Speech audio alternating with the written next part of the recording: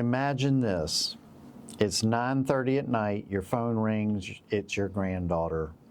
She's crying, she's saying she's been in a car accident and she needs $5,000 wired right now to get out of jail. You recognize her voice, every inflection, every breath. There's just one problem. It isn't her, it's artificial intelligence. That exact scam happened to a retired couple in our region just last year. They lost the money within 40 minutes. And the scariest part, the voice that they heard was cloned from a 30-second Instagram video. Welcome back to ClearPath Retirement Radio. Today we're going to talk about something that is changing faster than most financial planning conversations can keep up with. And if you've got retirement assets, you're the #1 target. Yeah, Mitch, Americans over 60 lose more money to fraud than any other age group. And the rise of AI-generated videos, deepfake videos, and perfect grammar phishing emails has turned what used to be a clumsy, obvious scams into something your own family members can't catch. We're going to talk and do something practical. We're going to teach you and your family exactly how to fight back. We're going to break it up into 4 segments today, Stewart. We're going to start with the new fraud reality and why AI changed everything. 2, what we call the grandparent scam 2.0, voice cloning, essentially. 3, we'll do, talk about how retirement accounts specifically are being targeted. And 4, we'll talk about the ClearPath protection playbook, a set of habits that can stop nearly all of these right in their tracks. Yeah. So let's just talk about this for a minute, man. Yeah. I tell you, it has been really interesting to see how quickly this stuff has come into fruition as far as the scams are just getting better and better and better. And, we've had quite a few clients either fall for these scams or call us in the middle of these scams and try to get advice from us. And I tell you, it breaks my heart every time. We had an incident last year where one of my clients who's been with me for 23 years, I got to his house for a review to just sit down and go over the plan and talk to him. And he stepped out of the room for a second and his wife started in with, "Hey, he's too embarrassed to tell you, but let me tell you what happened." And they divulged to me that they got a phone call from what was purported to be an attorney that was representing the person that apparently their elderly uncle, who they look out after because he had no family. They look out after him. He lives about 45 minutes away from them, and they got a call that he had been in a car accident, and the attorney representing the people that he had gotten in an accident with was calling them and telling them, "Listen, if you just take this money and you go deposit it into a ATM, mobile deposit into an ATM, we can keep him from going to jail, and we basically can bond him out or whatever it is." And they, without even thinking, and they didn't even pick up the phone and they actually did pick up the phone and try to call him, and it went to voicemail, which even made them more confident something was up.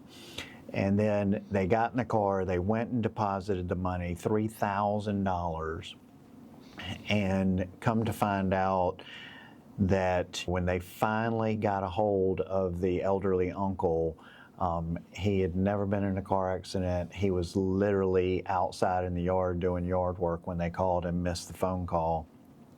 And my client was so embarrassed that had happened that he really didn't even want to tell me about it.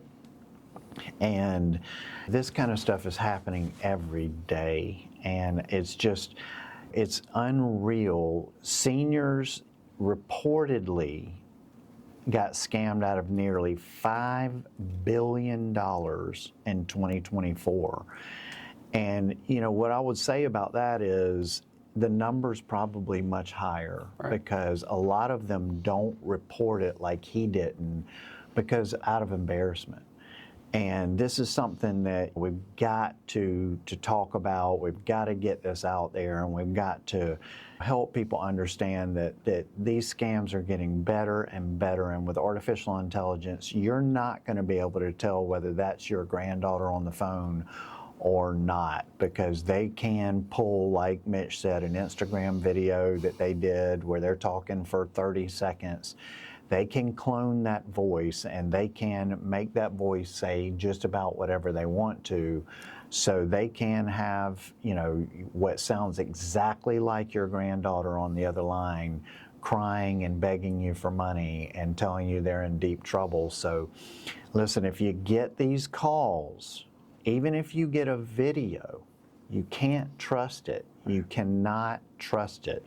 You need to hang up immediately and call that person directly on their number and make sure that whatever you're being told is true, and more than likely it's not. That's right, Stewart. We used to have good rules, good fail-safes for this. We used to say, hey, watch out for the common tells, right? Watch out for broken English. Watch out for, look to make sure you can hear their voice. Look to make sure, all the things that we would look for proof are gone. The three biggest things that have been introduced by AI that are going to really make this difficult as we go on is voice cloning, like we've talked about, deep fake video. I mean, Stewart, these AI videos are almost indistinguishable in 2026. In 2-3 years, it's going to be, right? And we might see video proof as a concept of it proving anything be a struggle to even hold up at that point. And 3, the generative text. We used to rely, again, on broken English and clear misspelling and that sort of thing, but AI has eliminated that. Anybody in the world can have perfect English that's indistinguishable from anybody else. So with these things, it's very difficult. And we're going to talk about today some strategies to get around that. And like Stewart said, call in the number directly, anything you can do. We're going to talk about these strategies today, but with those 3 things introduced, it's going to be a very different environment than we're used to. Yeah, I had another incident last year where I do payroll for the firm myself, and I got an email from directly from one of our employees from their email account saying that they wanted me to change the bank account that I deposit their paycheck into.